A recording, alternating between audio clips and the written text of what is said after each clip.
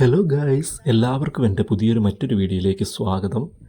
ഇത് കോട്ടയം ജില്ലയിലെ ഇരാറ്റുപേട്ടയിൽ നിന്നും ഏകദേശം 5 കിലോമീറ്റർ ഇരാറ്റുപേട്ട വാഗമൺ റൂട്ടിൽ സഞ്ചരിച്ച് അവിടുന്ന് ഇടത്തേക്ക് ഒരു 5 കിലോമീറ്റർ കൂടെ സഞ്ചരിച്ച് കഴിഞ്ഞാൽ അയ്യമ്പാറ എന്ന മനോഹരമായൊരു സ്ഥലത്തേക്ക് എത്താം.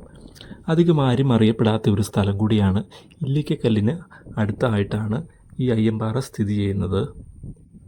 ബഹളങ്ങളൊന്നുമില്ലാതെ പ്രകൃതിയുടെ ശാന്തതയും നിശബ്ദതയും ഒപ്പം അതിമനോഹരമായ കാഴ്ചകളും ആസ്വദിച്ച് സമയം ചിലവഴിക്കാൻ പറ്റിയ കോട്ടയത്തെ ഇടമാണ് അയ്യമ്പാറ.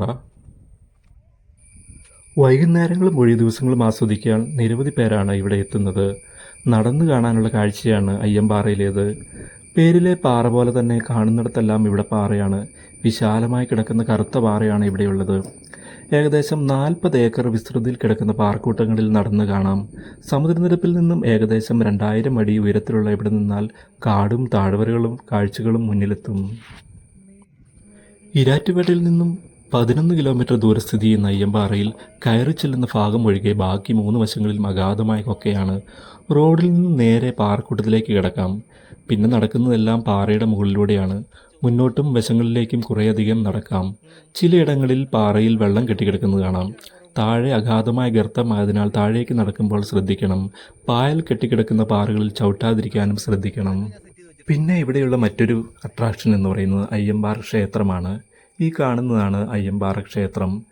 ചുറ്റും മതിലുകൾ കെട്ടിയ ഒരു ക്ഷേത്രമാണ് ഈ കാണുന്നത്. കാണാൻ മനോഹരമായൊരു ക്ഷേത്രമാണ്. പാറയുടെ മുകളിലാണ് ഈ ക്ഷേത്രം സ്ഥിതി ചെയ്യുന്നത്. അയ്യമ്പാറയെപ്പറ്റി നിരവധി ഐതിഹ്യങ്ങളും വിശ്വാസങ്ങളുമുണ്ട്. പണ്ടുകാലത്ത് ഇവിടം വലിയ വനമായിരുന്നെന്നും വനവാസക്കാലത്ത് പാണ്ഡവർ ഇതുവഴി വരികയും ഇവിടെ ആരാധന നടത്തുകയും ചെയ്തിട്ടുണ്ടത്രേ. പാണ്ഡവർ പ്രതിഷ്ഠിച്ചെന്ന് കരുതുന്ന അയ്യപ്പ വിഗ്രഹവും ചെറിയൊരു ക്ഷേത്രവും ഇവിടെയുണ്ട്. ചൂട് അധികമില്ലാത്ത രാവിലെയും വൈകുന്നേരം ഇവിടേക്ക് വരാം. സൂര്യോദയ സൂര്യാസ്തമയ കാഴ്ചകൾക്കും അയ്യമ്പാറ പ്രസിദ്ധമാണ്. വൈകുന്നേരങ്ങളിലാണ് ആളുകൾ കൂടുതലും ഇവിടേക്ക് വരുന്നത്. കടുത്ത വേനലിൽ പാറക്കെട്ടിൽ വലിയ ചൂട് ആയിരിക്കുന്നതിനാൽ അധികം ആരും ഉച്ചസമയത്ത് എത്താറില്ല. വൈകുന്നേരങ്ങളിൽ ഇവിടെ വന്നിരിക്കുന്നത് നല്ല ഒരു അനുഭവമാണ്. തണുത്ത കാറ്റേറ്റ് വെറുതെ ഇരിക്കാൻ ഇതിലും മികച്ച ഒരിടം വേറെ ഇല്ല. പിന്നീട് അയ്യമ്പാറയിലെ മറ്റൊരു അട്രാക്ഷൻ എന്ന് പറയുന്നത് അയ്യമ്പാറ സെൻറ്റ് മേരീസ് ചർച്ചാണ്. അയ്യമ്പാറ സെൻറ്റ് മേരീസ് ചർച്ചാണ് ഈ കാണുന്നത്. ചെറിയൊരു പള്ളിയാണ് ഇത്.